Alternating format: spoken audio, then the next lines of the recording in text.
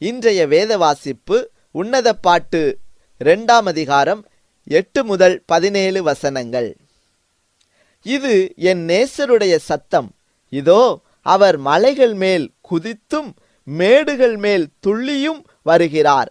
என் நேசர் வெளிமானுக்கும் மறைக்குட்டிக்கும் ஒப்பாயிருக்கிறார். இதோ அவர் எங்கள் மதிலுக்கு புறம்பே நின்று பலகனி வழியாய் பார்த்து கிராதியின் வழியாய் தமது மலர்ந்த முகத்தை காண்பிக்கிறார். என் நேசர் என்னோடே பேசி, என் பிரியமே, என் ரூபவதியே, எழுந்து வா. இதோ மாரிக்காலம் சென்றது, மழை பெய்து ஒளிந்தது, பூமியிலே புஷ்பங்கள் காணப்படுகிறது, குருவிகள் பாடும் காலம் வந்தது, காட்டுப்புறாவின் சத்தம் நமது தேசத்தில் கேட்கப்படுகிறது. அத்திமரம் காய் காய்த்தது, திராட்சை கொடிகள் பூ பூத்து வாசனையும் பரிமளிக்கிறது. என் பிரியமே, என் ரூபவதியே, நீ எழுந்து வா.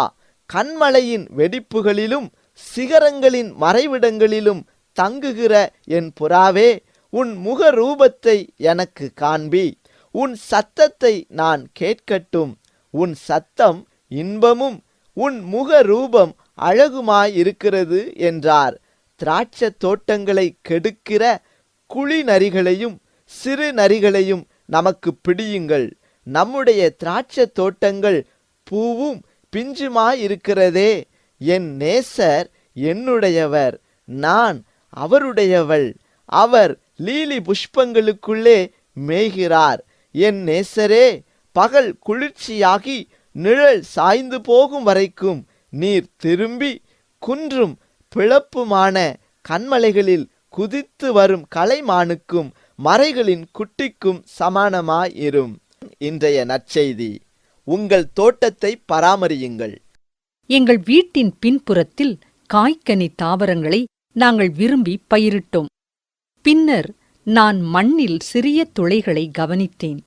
எங்கள் தாவரத்திலிருந்து முதல் பழம் பழுத்தபோது திடீரென்று அது காணாமல் போய்விட்டது. ஒருநாள் எங்களின் மிகப்பெரிய ஸ்ட்ராபெரி செடி குழி முயலால் முற்றிலும் பிடுங்கப்பட்டு வெயிலால் கருகிப் போனதைக் கண்டு நான் திகைத்துப் போனேன். சில எச்சரிக்கை அறிகுறிகளுக்கு நான் அதிக கவனம் செலுத்த விரும்புகிறேன். உன்னத பாட்டில் பதிவாகியுள்ள தேசத்தின் கவிதையானது ஒரு இளைய ஆணுக்கும் பெண்ணுக்கும் இடையிலான உரையாடலை பதிவு செய்கிறது.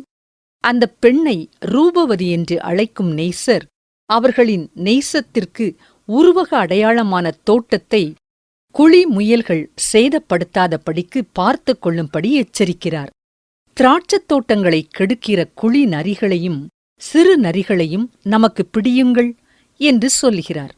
பொறாமை, கோபம், வஞ்சகம் அல்லது அக்கறையின்மை போன்ற அவர்களின் காதலை அழிக்கக்கூடிய நரிகளின் குழிகளை அவர் பார்த்திருக்கலாம். அவர் தனது ரூபவதியின் அழகில் மகிழ்ந்ததால் ஆரோக்கியமற்ற பிரச்சனை இருப்பதை அவர் விரும்ப மாட்டார். அவள் அவருக்கு முள்ளுகளுக்குள்ளே லீலி புஷ்பம் போலிருக்கிறாள். அவர்களது உறவை பாதுகாக்கும் முயற்சியில் அவர் முழு மனதுடன் ஈடுபடுகிறார். குடும்பம் மற்றும் நண்பர்கள் போன்ற உறவுகளை பேணி காப்பது என்பது எளிதல்ல என்றாலும் அவைகள் நமக்கு மிகவும் விலையேறப் பெற்ற பரிசுகளாகும்.